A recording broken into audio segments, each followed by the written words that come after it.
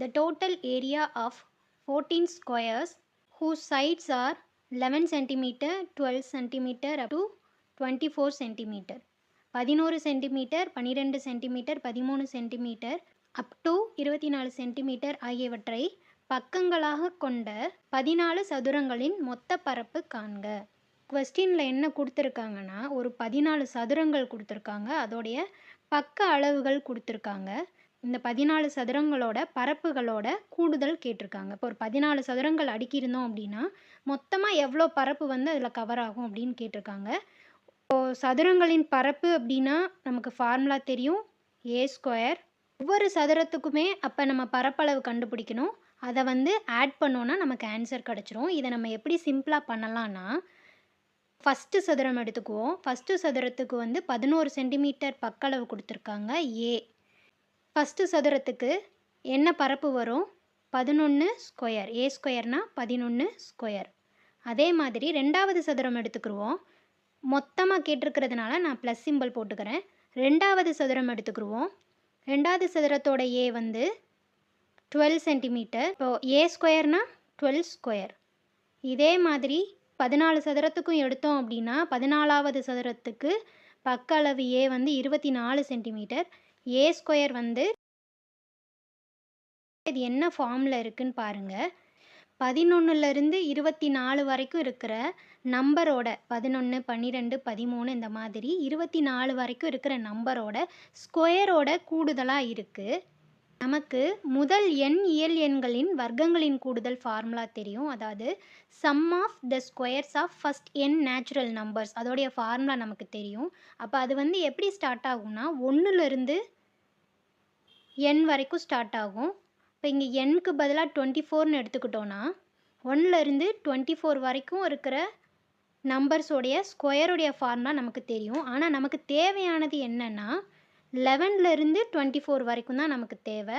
11லேருந்து 24 வரைக்கும் இருக்கிற நம்பர்ஸோட ஸ்கொயர்ஸோட சம் நமக்கு தேவை. அப்போ நம்ம என்ன பண்ண போகிறோன்னா 1லேருந்து 24 வரைக்கும் இருக்கிற நம்பர்ஸோட ஸ்கொயர்ஸோட சம் கண்டுபிடிச்சி அதிலிருந்து 1லேருந்து 10 வரைக்கும், அதாவது 11க்கு முன்னாடி நம்பர் 10 வரைக்கும் இருக்கிற நம்பர்ஸோட ஸ்கொயர்ஸோட சம்மை சப்ட்ராக்ட் பண்ண போகிறோம். இந்த மொத்த டேர்மில் இருந்து இந்த பார்ட்டை மட்டும் சப்ட்ராக்ட் பண்ணிட்டோன்னா நமக்கு தேவையான இந்த பார்ட் நமக்கு கிடச்சிரும். அந்த கான்செப்ட் தான் நம்ம இங்கே யூஸ் பண்ண போகிறோம். Sum of the squares of first n natural number is equal to n into n + 1 into 2n + 1 divided by 6.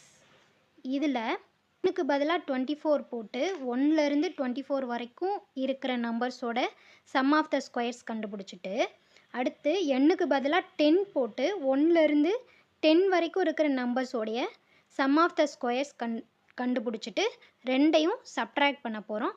எண்ணுக்கு பதிலாக 24 போட்டோன்னா என்ன கிடைக்கும்னா 24 into 24 + 1 into 2 into 24 + 1 divided by 6 minus எண்ணுக்கு பதிலாக 10 போட்டோன்னா 10 into 10 + 1 into 2 into 10 + 1 divided by 6. இதை தனியாக கண்டுபிடிச்சிக்கிறணும், இதை தனியாக கண்டுபிடிச்சிக்கிறணும். ப்ராக்கெட்டில் இருக்கிறத சால்வ் பண்ணிடலாம்.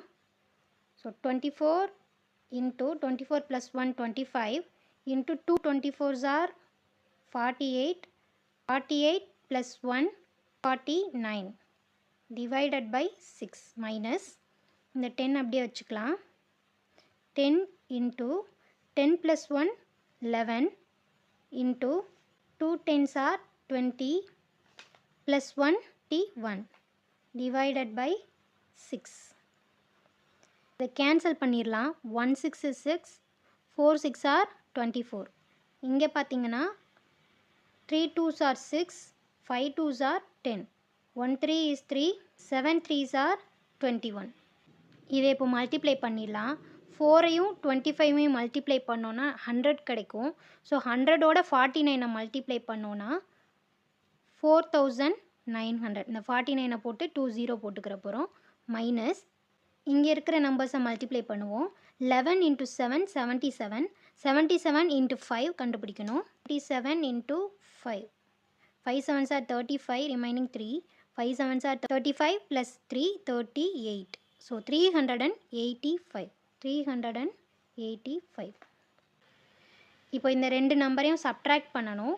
ஸோ 4900 மைனஸ் 385 சப்ட்ராக்ட் பண்ணோன்னா இங்கே 8 வரும், இங்கே ஒரு 9, இங்கே ஒரு 10 வரும். 10ல் 5 போச்சுன்னா 5, 9ல் 8 போயிடுச்சுன்னா 1, 8ல் 3 போயிடுச்சுன்னா 5, இந்த 4 அப்படியே போட்டுக்கிற போகிறோம். So the answer is 4515. Option D is the correct answer.